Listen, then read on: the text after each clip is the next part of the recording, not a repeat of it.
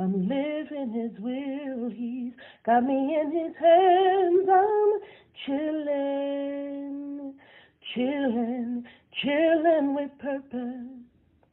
God has a purpose. God has a plan.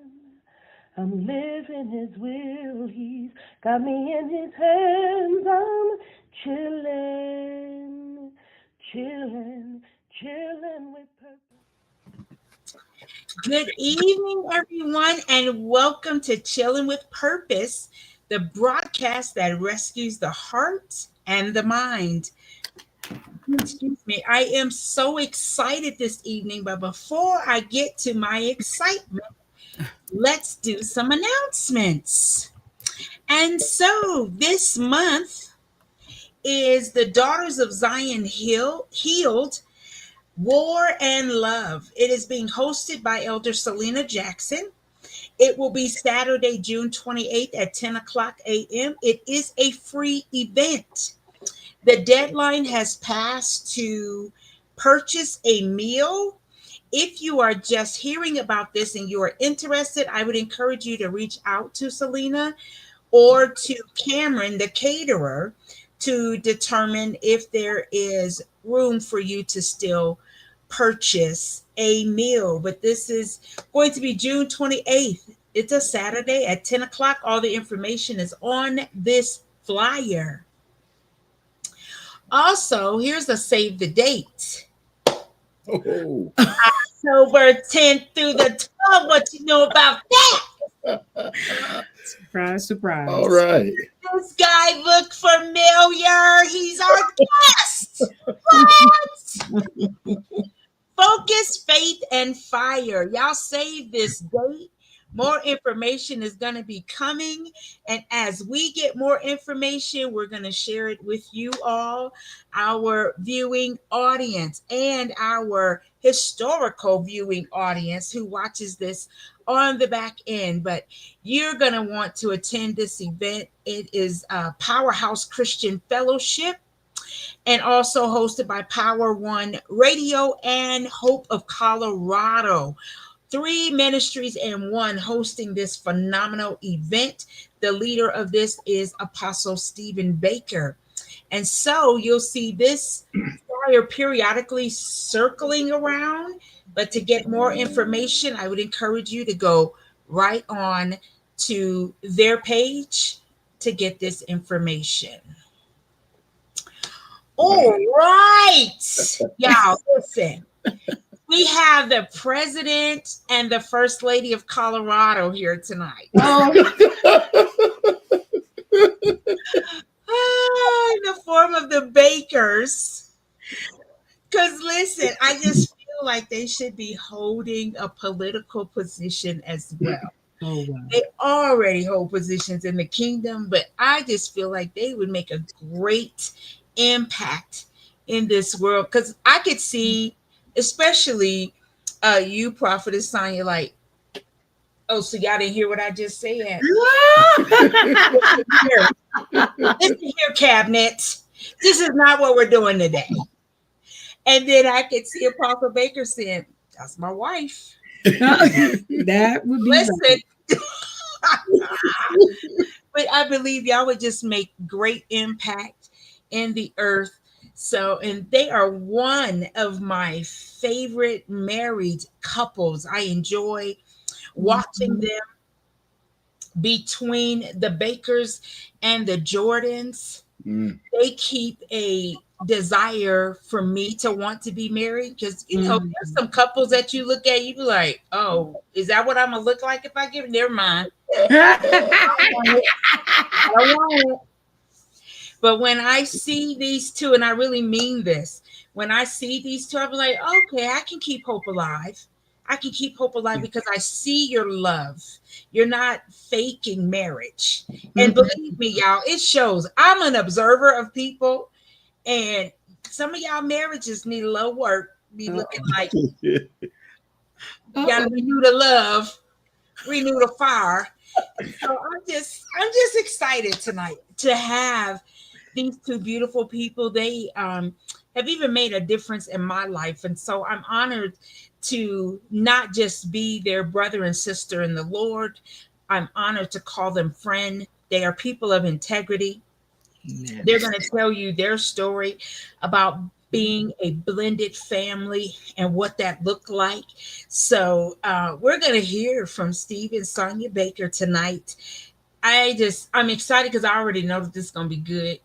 Uh-oh. And we're going to be like, oh, when you did da da da da, we're going to have questions. And y'all know, audience, that anytime that you have questions, please post them. We are monitoring the chat, and we will place it on the banner like this, where it shows down at the bottom, so that they'll also be able to read it. But we will get to your questions. Co-host, how you doing tonight, Sandra? Oh, I am doing well. Yeah. Good. Yeah, I'm good. I'm excited too to hear Yeah. what the bakers have to say.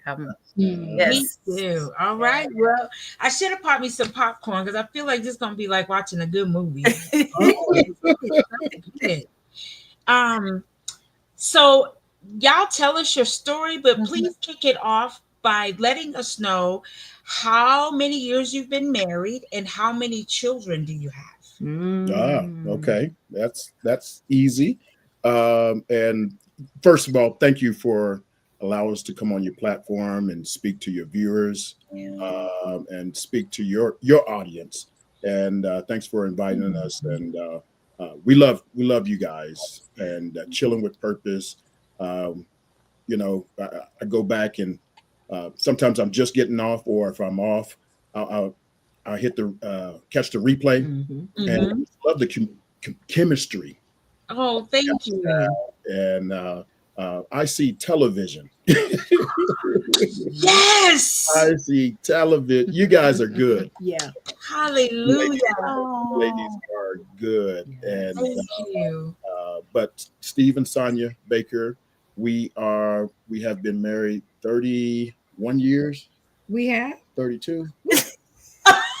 19. Are we all live? It's already started. It's good. Okay, so for your audience, are we giving is this the real thing, or are we giving the Sunday school version of? Oh, we the real deal. Oh, okay. Yeah. We don't beat around the bush or nothing. Go ahead. That is so funny. Yeah. So we've been married 1994, which will be 94, 31 years. Okay. Been married 31 years. We started dating at the age of 50. You see in her face. Yeah. She got a calculator out now. She's figured out that we started dating at the age of 15. Okay. Yeah. It started we started riding bikes together and things like that in a small town called Paducah, Kentucky. That's where we're from. Okay. My dad and her dad worked at the same plant. You know, we didn't know it at the same time at that time, but at age 15, she came and tackled me. Oh my gosh. And oh yes. Sorry, no. Have fun. Hey, this is what we do. Have a blast with it. Oh. Well, go on and make it sound. No, go ahead. No, go ahead. You finish. So cold on you, didn't you? They froze a little. Yeah. So at age 15, we started dating. I gave her a phone call, and Come on, talking from there, and then we would take little bikes. I had a bike. She had a bike. We would start taking bikes around our little city. Bike rides. Yep, bike rides and everything. So, and we just became best buddies at that time. And our relationship was based on our friendship. You know, that's our base. Even today, when things were now, you know, it hasn't been smooth all the time. It really hasn't. But you know, when I thought about it, I don't know about this, and when she thought about, I don't know about this. Our friendship, you know, our friendship kept us. You know, our friendship kept us, and I would say to married couples, you know, I pray that they're good friends Mhm. as well. But yeah, we started dating at the age of 15. At age 15, 1985, actually. I ended up moving to Colorado. 8 years later, we got back together. I got married early. She got married. Those marriages, failed marriages. And then you want to take it from there? I came and, I came and. We got back together.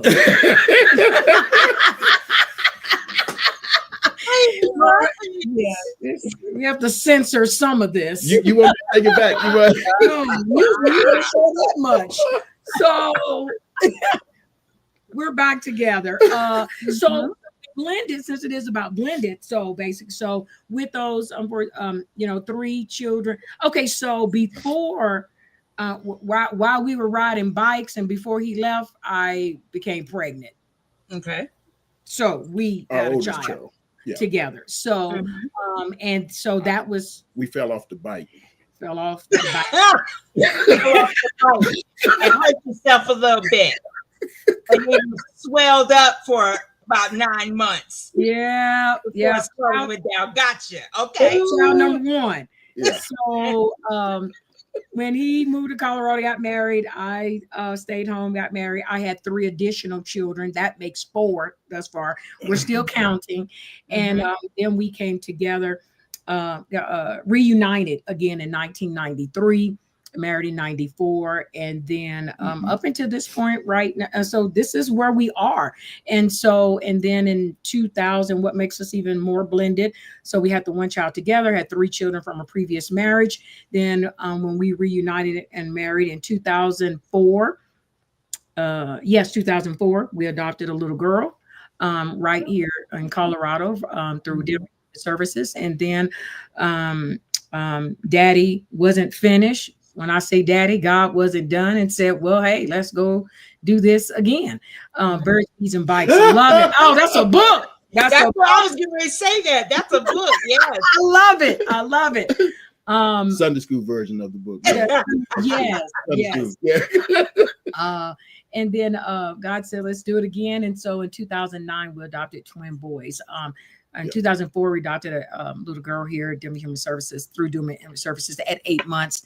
And then in 2009, we adopted twin guys, that were age 8 months as well. Yeah. 2 separate families. And so that's what makes us blended. And so here we are. Yeah. Nice. Yeah. So we're at 7 children, right? 7 children, 8 grands. Yes. And a dog. Yeah. Okay. Yeah. And so we rescued him. So and no one, our son, our oldest son, actually brought that to our attention. It was like, are y'all done like rescuing? I mean, just bringing in just people things. And so I was like, I didn't even look at it like that. So we rescued him from the Dumb Friends League. Yeah. So wow. Yeah. See, I told y'all the president and first lady, they make an impact. They're rescuing people and animals. And I can see you guys, I can see chilling with purpose. They'll be in our cabinet as well, right? Yeah. I believe chilling with purpose can balance the budget, right? Okay, let's do it. Right. Hey, I am all in. I'm putting my 2 weeks notice right now. Now with my wife, she's oh man, what's the word? Money conscious. Let me put it that way. Okay. Someone has to be, but anyway. Love it. Okay, so we are at 7 children and a dog. What kind of dog y'all got? He's a poodle mixed with what we don't know, but his name is Prince. Yeah. Oh, nice. Yes. So okay, now wait. It's 7 children, 9 humans, and it's only 2 girls. 3 girls, actually. 3 girls. Sierra, Deanne, and Tiara. Yes. Okay. 3 girls, 4 boys. 4 boys. Okay, 3 girls, 4 boys. Okay. Mm-hmm. Okay, talk to me. How did this? How was y'all navigating when you're reunited and it feels so good? Mm-hmm. So you were you Peaches and I'm her. Yeah, right. Exactly. That's it. That's Well, if you want, yes. So I love the question because we both have different perspectives, right? I'm coming in with the children. You know, he's coming into the situation, into the relationship. Per se, even though our oldest daughter is ours together, there was no relationship until 8 years later. So I don't know. I mean, you're pretty usually pretty quiet. You're on the road, so I'm gonna let you get started and tell your view, your side. What was it like for you navigating? Well, I'm amongst friends, chilling with purpose. Well, So, you know. Don't forget about all them Facebook friends. Oh. And you know, our viewing is much higher on the back end. We get we're from 200 to 300 viewers. Good for you guys. Yes. We always encourage being authentic, and y'all are authentic people, so roll with it. Okay. So you go. What was your perspectives? I have one too. Wait. Before you share this perspective, let me just share something with you. Y'all might kind of favor here. Just bear with me a minute. Just bear with me. Just one minute. Just one minute here. You know what I'm about to do. You already know. What? I got the headband. Okay. I'm coming through. Y'all better watch out there now. Love it. We're gonna be in concert in September, y'all. We're going to the concert. The Bakers. AKA Peaches and Herb. Oh, that was funny. Peaches and Herb. Oh, that was good. That was good. So, when we got back together and with the children and everything, you know, I'm coming in footloose, fancy free, right? I didn't have kids on an everyday basis and everything like that. My wife had the kids, and we kind of found out our birth order kind of in a marriage, and you know, it kind of affected everything, right? So I'm the youngest of three, right? So my sister and brother, they were 7 years older than me. You know, I was almost like a only child because once I started getting up in age, they were up and out of the house. So I did whatever I wanted, right? My story was, long as you don't get in trouble, come home when you're supposed to, you know, do whatever, you know, I did that. The first time I tried it, I came in the door and she was looking right at me, right? So yeah, it only happened once, right? So he's the youngest of three. I'm the oldest of three. Okay. I have the older child syndrome. He has the baby syndrome. Absolutely. So, backstory. Yeah. And he was accustomed to just coming in and doing whatever at any given moment. And we're talking like 2, 3 o'clock in the morning. Yeah. Yeah. No call, no text, no smoke screen, no nothing. Well, at that time, pagers were out. Yeah. Okay, go ahead. Yeah. Go ahead. And it's not that I was spoiled. Don't get me wrong. I wasn't spoiled. No one said spoiled. Oh. Okay. I like to say I was well taken care of. Oh, nice. Okay. Nice. Versus spoiled. Okay. So how did you navigate? Yeah. So I navigated through, everything was free, I come in free, but we started going to church. And then, the Lord really got a hold of us, and that really gave us the good foundation. We had been in church. My father was a pastor, been in church all my life. I grew up Church of God in Christ. And my wife, she went to church and everything. But when I said I do, I took it wholeheartedly. We went to a Baptist church. He said, what was it saying? Give the preacher your hand, give God And your the Lord heart. your heart. You That's know, a Baptist saying right there. yeah. Yeah. And when he said that, I really didn't know what I was stepping into, because I really gave my heart to the Lord. And, being a blended family, you got, the saying was his, hers, ours, things like that. The Lord really, he dealt with me on that. And I came into the situation. I didn't see step, I really, just be honest. I don't like the term step. Me either. I just don't like the term step. I've never used it. If there are children, they are children. Right. You know what I'm saying? Mm-hmm. And even the kids, they never said, "This is my stepdaddy. This is my daddy." Or nowadays they call me pops. They've been calling me pop. The boys call me pops. The girls call me daddy. But I just never liked the term step. Mm-hmm. They didn't come and say, "Stepdaddy, can I get some step money?" Or I know that's you right. see what I'm saying? Our food is not step. Come on. Our food is not step. This relationship is not step. Mm-hmm. The finances and things. I just didn't like the term. Mm-hmm. I just didn't like the term. So I was all in. And trouble comes. And of course, this is not to bash anybody.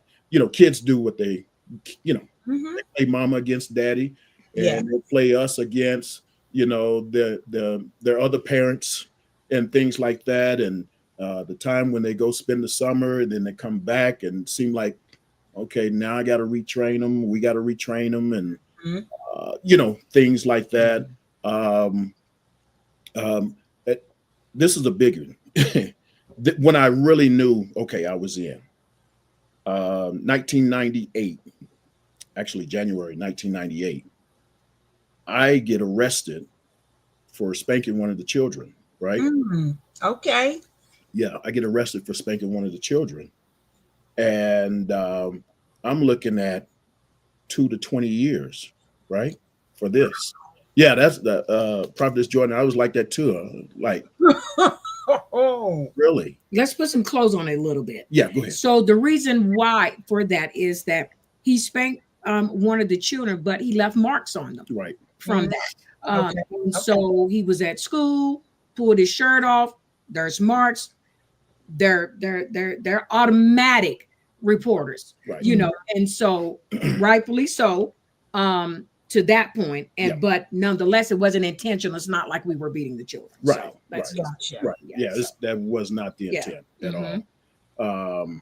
So they come to the house, interview the kids. They interviewed all of them. I get arrested. Told my wife, give her a call. Said, "Can you come home?"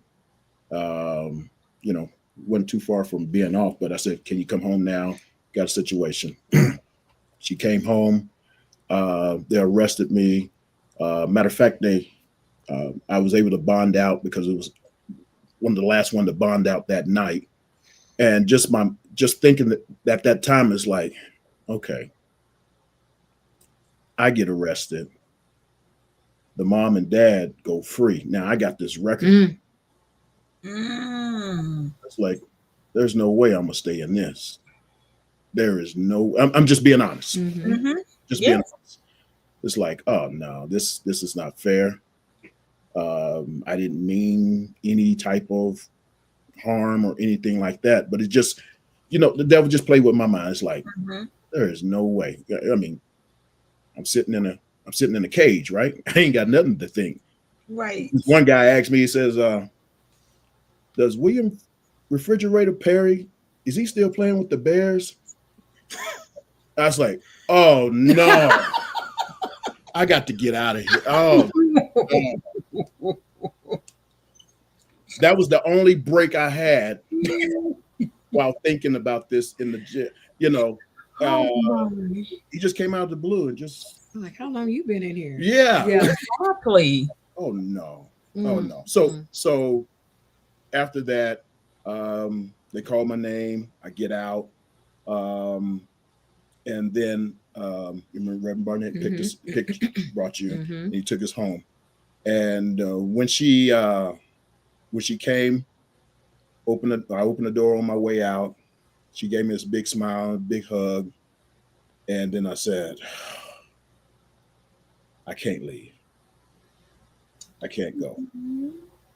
I mean, but while you're isolated, you know how the enemy will really, really, Mhm. really. That's one of his tactics, Yes. isolation. But then after that, we,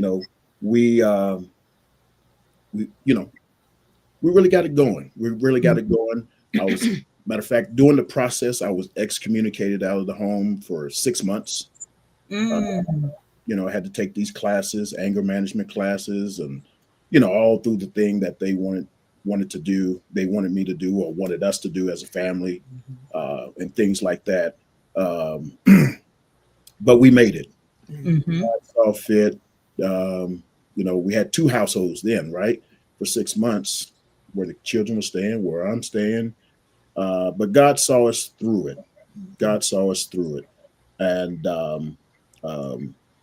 He told me, it was in January. It was in January. I went and I heard a message. He told me, he says, "If you stand for me, I'll stand for you." Mm. I'm like, this is my life. Right. Right. Yeah. This is my life.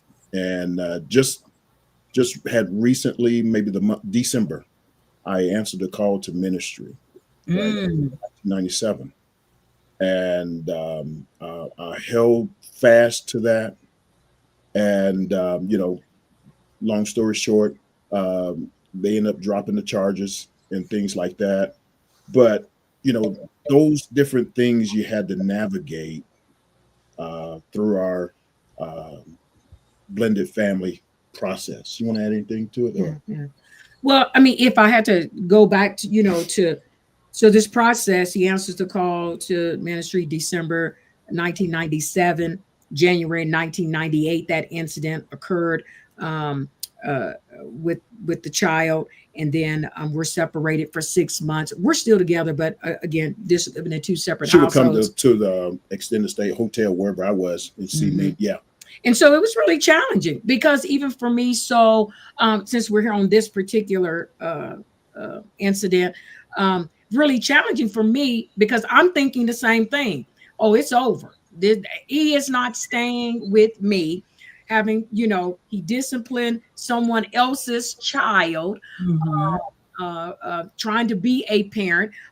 Yes, it was, the incident occurred. Yes, the stripes were there, things of that nature. It wasn't intentional, it wasn't malicious, but nonetheless, I just knew that it was going to be over. It was like, who would stay? It's like, so but I was trying to reassure him as well. I knew that it wasn't malicious. I knew that it wasn't intentional. Mhm. They were really coming down heavy, letting me know if I had to add additions to it. Told me that if I allowed him to see the children, they would remove the children from me. It was terrible. It was bad. And we were going, Yeah. like I said, we're going to parenting classes, anger management classes. They were coming to the home, group therapy. One of the children ran away. It was a load on us and everything. But I was trying to reassure him that if he stayed, I would stay with him. I would still support him, because I knew that it wasn't malicious. And so, and still trying to keep the family together, making sure we were restored, and restoration. And I'll never forget, when they would come to the home, and the lady would come, and she's like, "Miss Baker, I just want to tell you, you might want to start getting your affairs in order, because every time I go to court, the judge is giving sentences. Your husband is going to get time for this." And so I'll never forget, one time the Holy Spirit told me and said, "Tell her that's enough. You come here and do the classes, and that's it.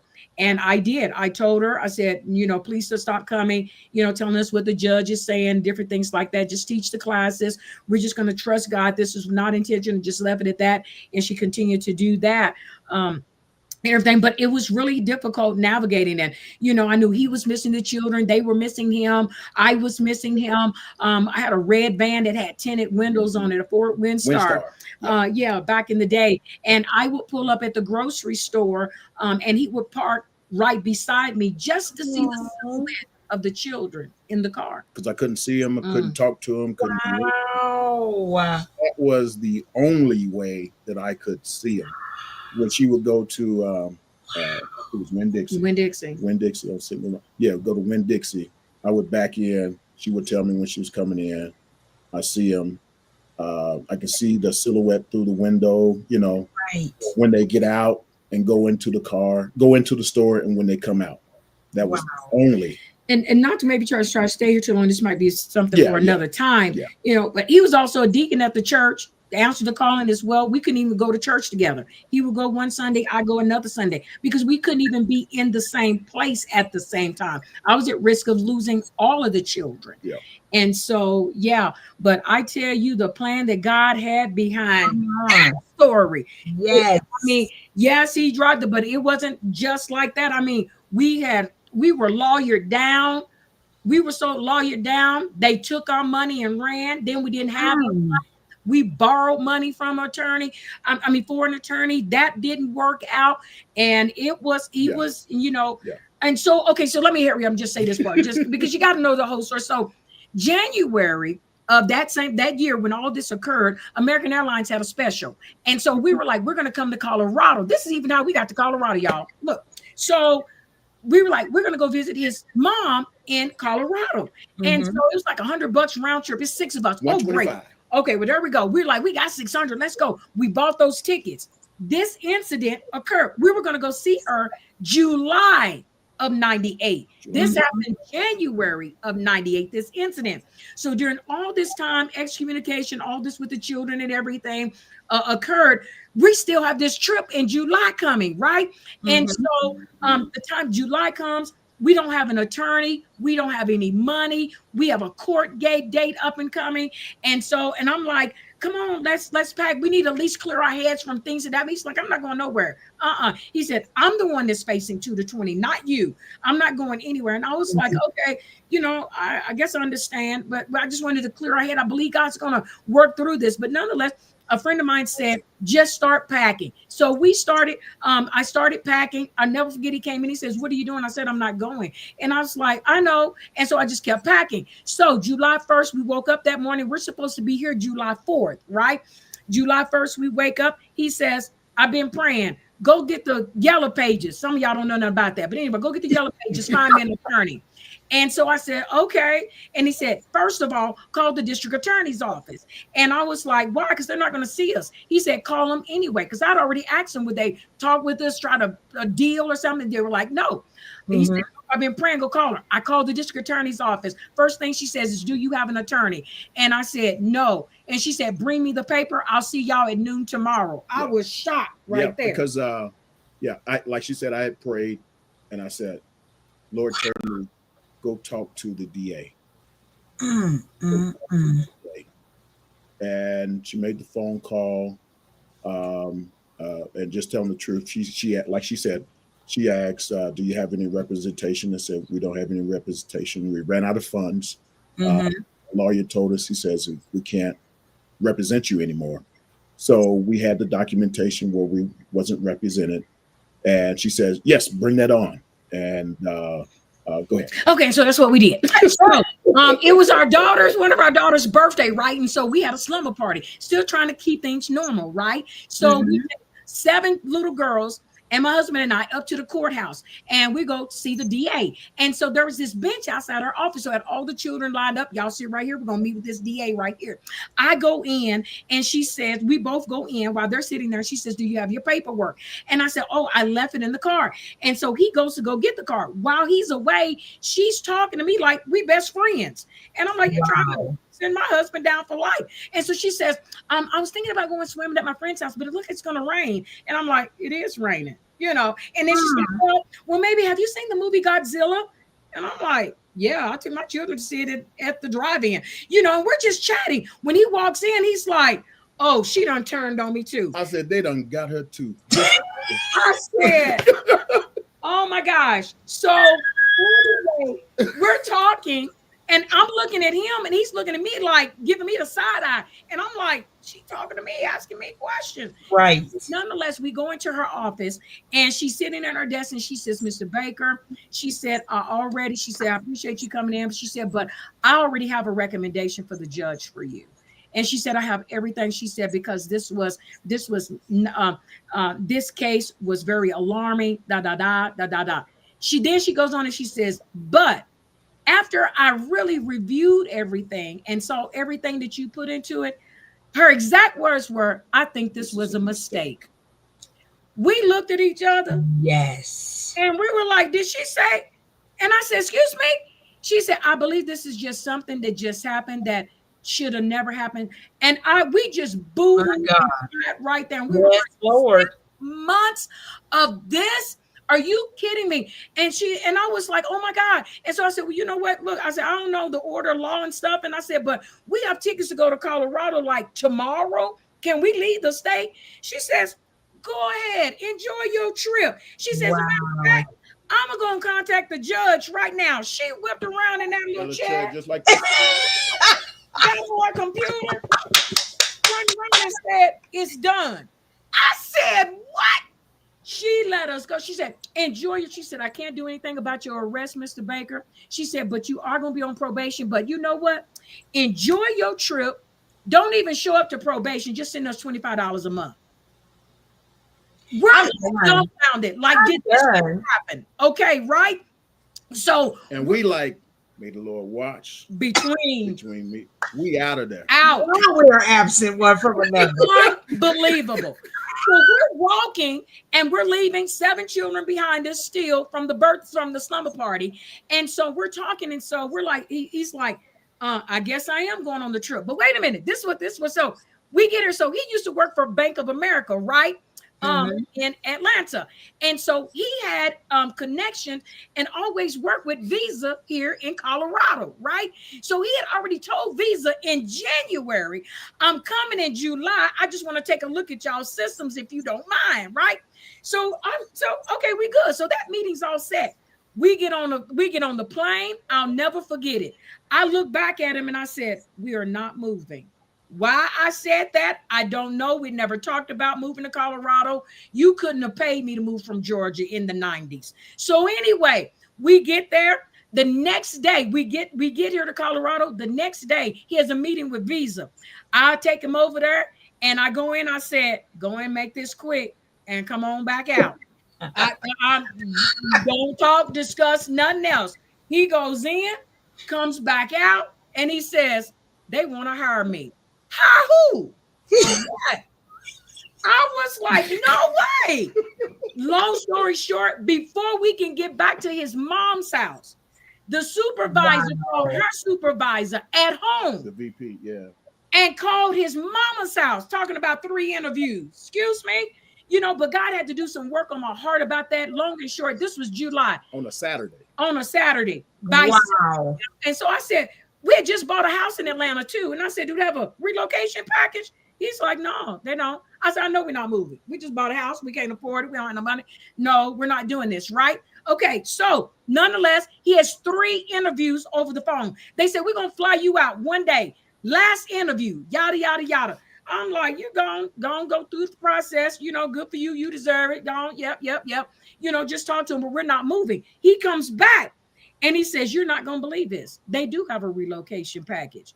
I said, they do? I said, how much? I know that's right, because we could put this on up for sale. You remember how much was it? I think it's like $50,000. $50,000 relocation package. In 1998. In 1998. That's a whole lot No, of money. I'm so sorry. 35,000. 35,000. Okay, That's still a 35,000. whole lot of money. A whole Yep. lot of money. I don't know if y'all saw that movie a long time ago before I got saved with Richard Pryor. I think it was called Moving or something.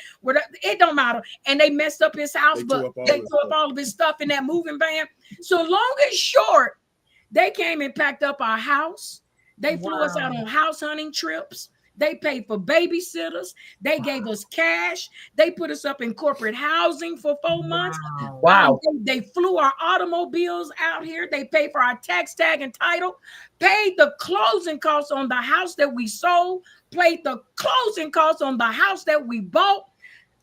28 years later, we still at Visa. I'm just saying. Yeah. But I'm just saying, I believe that God was like, if I don't get this man to Colorado in July, because of this incident that happened in January, things not gonna happen the way I planned. We had to go through that. We had to go through that, but we had to stick together, and it wasn't easy because still, as I double back, it's not easy because we still have daddy baby drama. We have the new wife drama. We have my brokenness drama. We have his independence drama. We had his wife, his ex-wife drama. I mean, all of that. So I'm ready for any question. Bring them. I'm ready. I'm gonna help somebody. Sunday school. Okay, No Sunday school version. No Sunday school version. Look, this is how to focus on the family. Do it. This is not for the younger audience. No. You may want to move them to another room. Yeah. Because this is okay. Wow. But straight talk is what's going to rescue the church. Mm-hmm. Not all that sugar, Splenda, Equal, Stevia, all of that. We need some straight, no chaser. Yes. That's the talk that we need so that we can be delivered for real, because this is the show that rescues the heart and the mind. Yeah. Love it. Yes. And you all had to start your story this way because blended families don't just say bubblegum in a dish. How many pieces? Right? And then boom, it's all happy days. That's not what goes on. And even when you were saying the 6 months, and I'm not a big numbers person, I'm really not. This though was sitting heavy, like the number 6 is the number of man. So we're going to go through this man thing. We're going to go through this flesh thing. We're going to go through everything of the natural body and what has occurred. Yeah. But in the 7th month, I'm going to perfect it. Come on here. Complete the matter. And that's exactly what happened. That's what happened. Yeah. But you had to stay the course. You had to let the fella know this French still play football. Look at the kids in the silhouette thing, because there's some things that God does. You'd be like, Jesus, would you talk to the Father? What is he doing with my life? Yeah. Yes. Yeah. Setting you up to blow you away. And he did that. He blew us away. Yeah. Never been in trouble in my life. Not with the law or anything.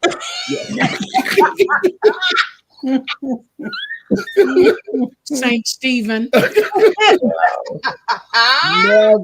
Never been in the law. But like you said, he really blew our, what's that song or the saying? Right about now, things are about to shift quickly. I mean, when he suddenly, he did it like quickly. As soon as I can turn one hand to the other, that's how fast he did it. Yeah. He did it. About 45 days later, we were all living here. Yeah. All had moved to Colorado. But I mean, again, but to get to this point of where we are, we still had to navigate, daddy visits, the lack of visits, child support, insurance, court visits, going back to court. I just didn't know how much, honestly, I didn't know how much he would bear. I didn't know how much he would carry. Because honestly, we actually, the top 3 children that I have from a previous marriage, we all grew up in the same hometown, so we knew each other. Mhm. And so not knowing how that dynamic was going to play. Yep. Mhm. And so there's no pointing fingers or anything like that. But I mean, for the most part, it worked out for that dynamic. But still, it was a piece that I had to work out because I felt like the monkey in the middle, basically. You know, I have my new husband here, got my old husband over, my ex-husband over here, and I got the children in the middle, and I'm trying to keep this glue together, you know, and still trying to heal from the brokenness from the previous marriage, from my previous marriage. And so it's not for the easy, the faint at heart, by no means, because you know the children are broken. They don't understand why they can't see the dad and why visitations are not happening. And I mean, ask me whatever and I'll share, because that is a difficult process. Yeah. Because they have to heal as well. They don't understand what's going on. Am I loved? Am I not loved? Who is this guy? You know him, but we don't. Right. And now he in jail. What, you know, and he has this, would you see his face now? This is him always. Yeah. Always. You very seldom see a smile or a big boisterous laughter sometimes. And unless I'm on Chilling with Purpose. Unless you are, boy, you on it, boy. Hey, he's been laughing a lot. Yes, y'all. This is a space for him. Yeah. And so for them, it was like, is he mad? Is he mean? I mean, it even took some adjusting for my own self, even knowing him previously, you know, and so developing those relationships and things, because I would press and like, you know, go play football with the guys, or, you know, take the girls for ice cream or something, trying to make relationships in this, right? And so he's like, Sonia, no, just let it happen. We know what we're doing. It will come together. And I believe that once I stepped out of the way, things began to gel and relationships began to bond. Trust was developed and things like that. But I was trying to make that, but it's not easy. Yeah. Each child we have our own relationship, even to this day. Yeah. Even to this day. And the most question I get once people hear our story or know that we're blended family, everybody says, I didn't know that. They did. Everybody says, really? I didn't know that. Because like I said earlier, they're not step. Yep. I'm not step. Yeah. She's not step. Yeah. If we're going to do this thing, we're going to do it. We're going to be a unit. Yeah, we're going to be a unit. Come on now. We are going to be a unit. And I would say to any family or any couple, I would say, don't give up. Yeah. Yep. Don't give fight up. The fight of faith in It's your marriage. going to be tough. But don't give. There's a blessing in all the pressing. Just don't give up. I mean, we had to come together as a team. And if you have questions, let me know. I'll stop. I do. I have one. Yes. Oh, and then, okay, we'll get hers too. I want to back up just a little bit to you. Okay, so he's out. The case is resolved. It is good. Y'all can go. In that space of time, how did you sit down and talk to the kids? Because that's traumatizing. Yes. We did. And I was fighting some tears on the parking lot scene. Like, oh my God, that's heartbreaking. Yeah. But you also had to find a solace in just seeing their silhouette is going to be good enough right now because this is all I get. Or watching them go to the store and come back. That's got to be good for me right now. So how did they go to the healing from that? And then we'll get the other questions. Yeah, we just healed as a family. We did. We had to talk. Yeah. And we were going through the family therapy, and that was really beneficial. Yeah, that was really beneficial. And just like this, we didn't sugarcoat. Good. Sugarcoat.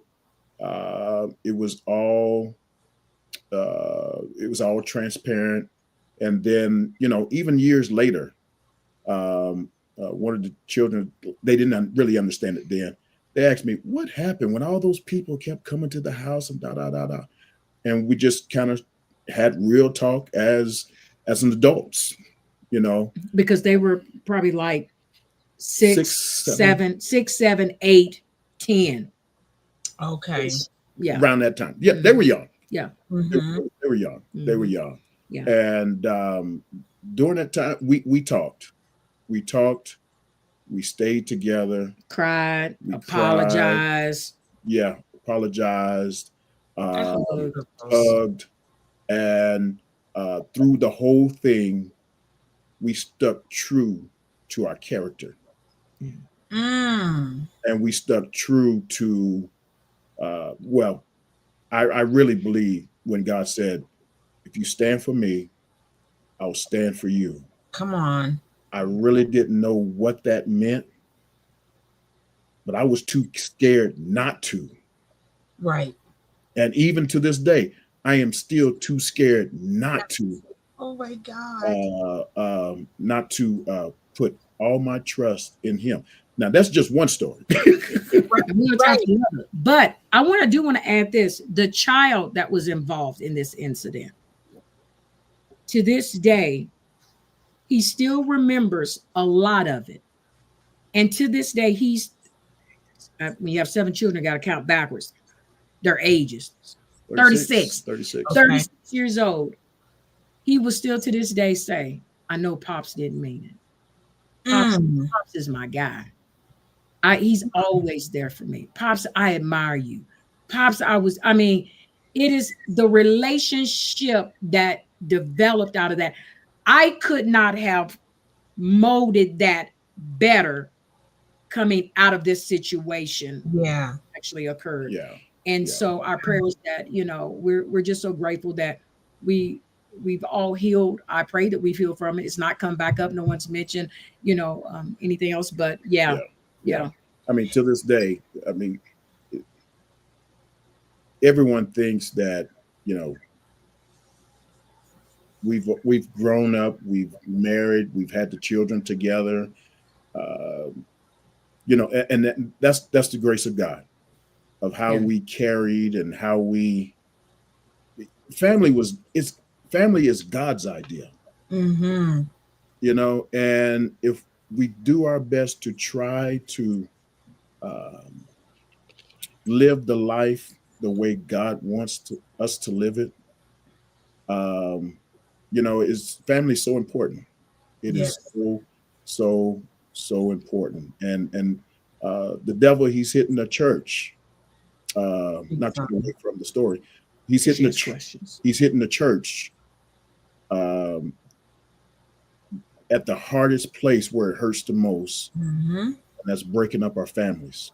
Yes, he's breaking up our families. So I'll stop there. You said questions? No, she has more questions. Oh, okay. Yeah. Well, I think Chanel, you and I kind of had the same question, so they answered that one, and then this one is. Her question is how to deal with outsiders in your ear, along with baby daddies and mommies. So if I had to answer that, we had, first of all, if you have a partner or if you're married, whatever, engaged, the case may be, we had to come together and discuss what it would look like. We had to come together as a unit before we took it to the outside parties. This is how we're going to operate. Okay. If they come to visit, these are the rules and regulations. This is how it goes. This is how long, different things like that. We had to set boundaries first. Then it was presented to the outside parties, the other families. And so for us, that worked better for us. Yeah. And as long as we stuck together and the children knew it, that we were going to stick together, because they were trying to play me, the bio mom, the other dad, and the bio dad, and the bio dad's wife. So we got all this going on. And so, but as long as we stick together and stuck to our guns, that how things are going to be, this is it. And so we just kept folk out of, how do you keep them out your ear? Don't tell them your business. Yeah. Yeah. That's the bottom line. That's the bottom. This is our household. We have guidelines, and we're going to obey as the leaders, we're going to obey our own guidelines. Say that again. You know, we're going to obey the guidelines, and then the children, you guys going to obey the guidelines. You know, we didn't have to walk around with bats and hammers and all that stuff. If I'm the father, I ain't got to tell everybody I'm the dad. Just be the dad. Hello. And you know what? Children know the difference in households. Yes. They can sense the atmosphere. They know what atmosphere is safe, what atmosphere is out of control. And that's why those boundaries are so important. Yeah. And a lot of times I've even talked to single parents that have the parent drama and stuff. I didn't come out grown. Mm-hmm.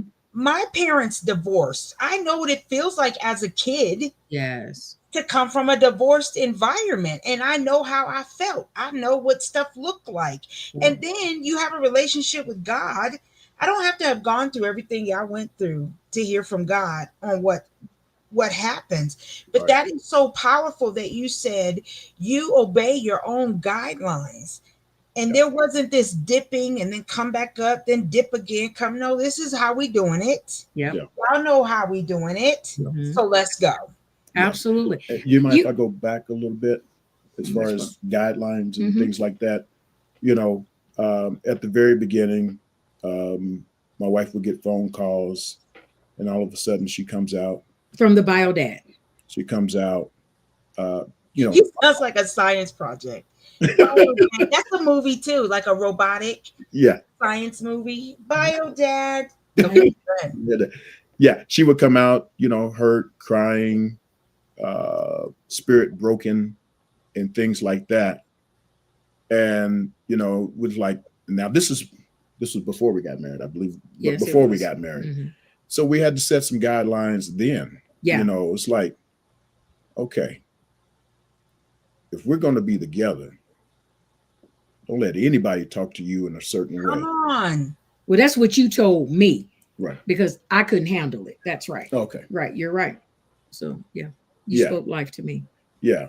Don't let anybody speak a certain way to you, tear you down. Not if we're going to be together. Right. Come on. Because I just didn't see how that's how you treat anyone, really. Right. And so if it's for women, and to this point, it's almost like I didn't even realize the control that was still over me, and I was hundreds of miles away. And it was in the name of the children. Well, let me talk to you about the children. Mm-hmm. Well, it really wasn't about the children before. It was about breaking me, and keeping me within hands reach or arms reach and different things like that. And so again, like you said, to your point, setting those boundaries of that. And then as I was healing and growing, I had to set them myself, not just him and depend us together, but myself as well, so that I could heal to be a better mother for them. And so, that was a whole nother story, and so, yeah. Oh, okay. So wait, listen, audience, I hope y'all catching this, because this is a whole nother view of being a blended family. And it is so rich, because you just said something powerful. Your husband was speaking life to you. Mm-hmm. You were listening to it, but then you still had a point where you had to wake up and say, you know what? I am important enough. Yes. To do this. Talk to parents in general. Yes, moms, but this can also be a man thing that a man needs to wake up to, because there are women that tear down and abuse men just like men abuse women. So they need life as well. That's right. If you're constantly being told you ain't nothing, you'll never be nothing, well, then they're going to act like nothing. Yeah. And so sometimes men even need the life. So will you speak to that for a little bit? Well, yeah, absolutely. Because I did. Again, I came broken. But I knew, and knowing that with him was a safe space because of the past history, but I was still broken. And so, and again, I did not realize when you're in it that there was still control. Let me talk to you about this. Okay, I'm thinking this about the children, and it's not, and I'm on the phone crying and weeping, and I'm everything but a child of God and this and that. And I didn't have enough self-esteem within myself to recognize or even knew identity wise who I was. And so, but once he told me that, it was like I had this epiphany, like I had this aha moment, like, oh, I can tell people you can't talk to me like that. Oh, wait, I don't have to listen to that. You ain't got the answer. I don't even have to answer. What? I didn't. I mean, I don't know, and I don't know why I was so broken that I didn't even know I had that type of power within myself. And so when he said it, and then I also the fear of, is he gonna stay with me if I don't? I would get this together. But the thing about it, I've always known that I had some strength within me, but when you're broken and it's so suppressed, it's like, where is it? Because I was so you have 4 children, ain't nobody gonna want you, and that was not yours, and this and that, and you're not educated, you did to this and that. And I mean, I'm not even talking about from the ex, I'm talking about for family members, friends, neighbors, everybody. I was on food stamps, I was on welfare, all of this stuff. I mean, all of this stuff. And I'm talking about when food stamps, the dollar bill was a brown and the $5 bill was a green, and you couldn't say it. I'm not talking about an EBT card, baby. I know what I'm talking about. I'm talking about that mentality, that suppression, that oppression. I mean, all of that. And so I had to deal with a whole lot of that. And so I had a poverty mentality. And I'm moving to Atlanta, and I'm moving with this man that had it together. And so it's like, you're going to get that together, or we're not going to make it. And so again, I had that epiphany. And so then this is what happened, y'all. I started getting them phone calls, and I could see it going left. And then all of a sudden I'll be like, you know what? I'm going to let you go. I'm going to go and let it go. Then phone calls kept coming, and then I would catch them early before it started going left. Then, y'all, I got bold enough. I got grown, got some self-esteem about myself, got my hair done, went to school, got some education. I stopped answering the phone calls, baby. They didn't matter to me. Yeah. Wait a minute. Jesus came in, and he loved, and not only did Jesus love on me, he loved on me and nurtured me and encouraged me and built me up. No, I don't answer no phone calls, don't text, don't call. We have nothing to discuss. Right. So, but again, I had to be built up from the inside out, honestly. Yes. And so, yeah, that was, yeah. And you wanted it. You wanted it, so you worked on getting it. Yeah. Because you said, I knew there was some strength in there somewhere, but it had been so buried, you didn't even know where to start digging to get it. So God, being God, gave him the shovel. He started speaking the words, and that started causing that dirt to fall in where you could see, oh, there's my strength. Okay. Right yes. Hold on. Little by little, your self-esteem is built. Of course, my relationship with the Lord was growing and building, and I accepted his love. Oh, you do love me. Okay, I'm lovable. I'm salvageable. Okay, you do love me. And going to school, excelling in that, making honors, doing well, a better job, much improved job. I'm not driving a hoopty no more. I mean, it's not just about the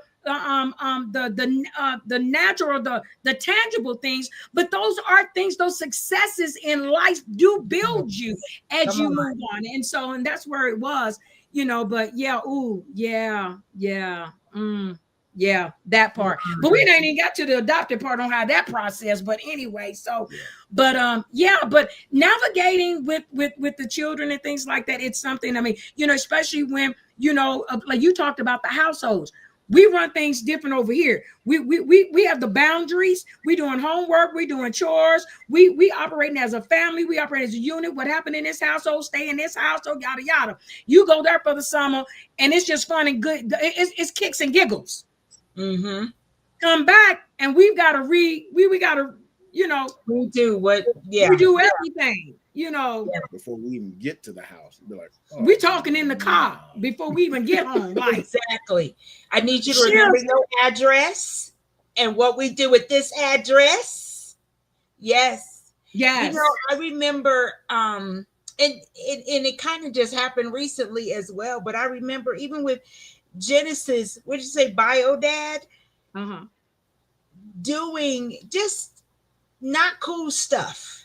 Yeah. And you're trying to make my daughter feel guilty, but you're the parent. And one time I had to tell her, you're the parent. She doesn't owe you nothing, but you owe her what the position of a parent is. Yeah. And so now the line is drawn. The next time you talk crazy to my daughter, I'm coming to see you. I'm coming to see you. You're going to think I turned into a man when I get done, because it's a wrap, buddy. And so now her birthday was May 25th. You want her phone number to call? No, I'm not. I'm not. You're not disrupting her life like that. Yeah. You're not present, but you are not going to put this blame on somebody else. Own it. Yes. Right. Yeah. And then grow from it, heal from it, man of God. Yeah. Right. And I think we all should take ownership in Yes. whatever we're going through. You know, the hurt, the rejection. If it's true, it's true, right? Get around a safe place where you know that you can, those that will help you be healed. As Footloose, Fancy Free, I knew she was broken. I knew she was, the self-esteem was not there, but there was nothing in me that wanted to take advantage of. Come on. Her brokenness, or a lot of men, they pray on it. They do. They prey on that. They know they can get away with it. They know they can, whatever the case may be. I got a mother, I got sisters, I got aunts. I was raised mostly by women, and all of those women mean so much to me that I wouldn't abuse my mom, my sister, or anybody else, my daughters. And if we're going to be hand in hand, there's no way I could, whatever state she's in, abuse or misuse, whatever the case may be. No. If we're going to be up, we're going to be up. Yeah. Come on. If we're going to be down, we're going to be down. I love it. We're going to get through this. We're going to get through this. And 31 years. Yeah. 31 years later. Yeah. And they still look like they just got married. I said, y'all still look like you just got married. Hey, man. Yeah. There's still honey in the moon. There's still some honey in the moon. I know. I have seen it. I know. Sandra, my co-host, we just was sitting here like Sandra wasn't even there. You want to say something before? No, I was like, this is the quietest I've ever been. I just think that I don't know. For some reason, both of you talking, I feel like it's so sensitive but so beautiful, I think, for me.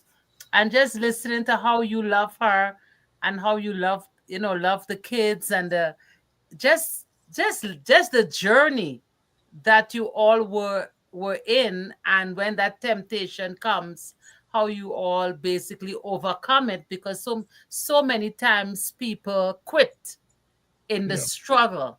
But you guys, you all sat and just listened to the Lord, and so, and I do agree. I think for me, the thought that came earlier, I think once you took out the word step, I think it strengthened the foundation, because to me, whenever you say step, I have seen where there's always a difference within the relationship.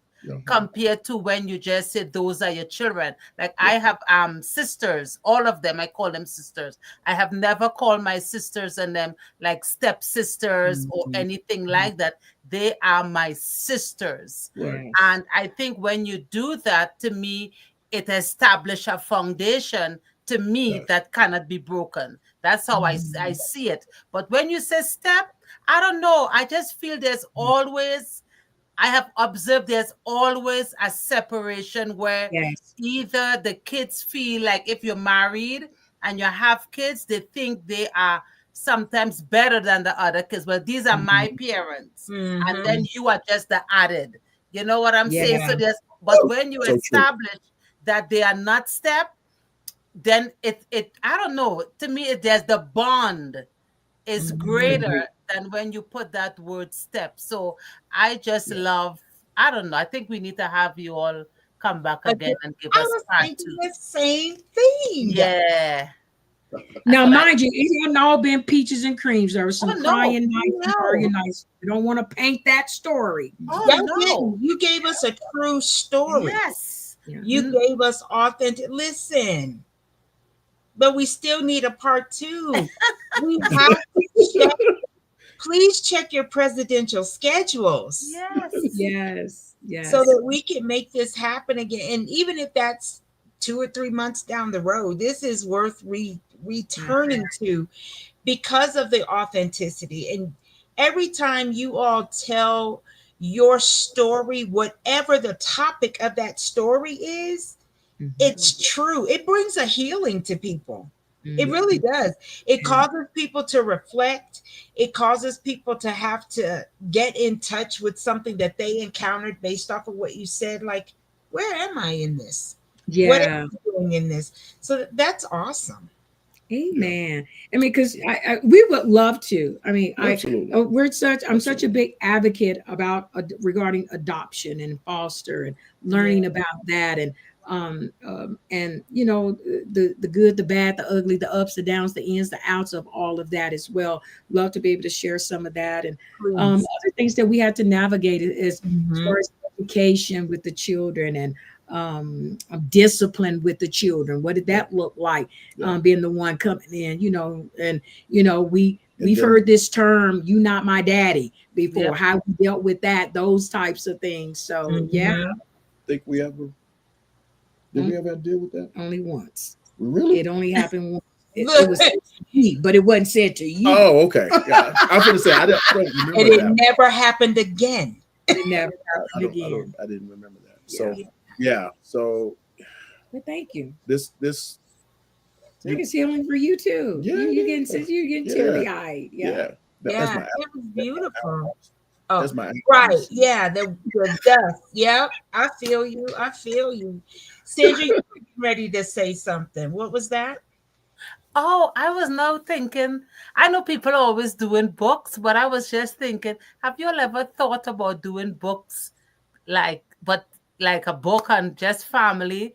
And then for your husband, when he talked about how he knew you were broken, but how he loved you.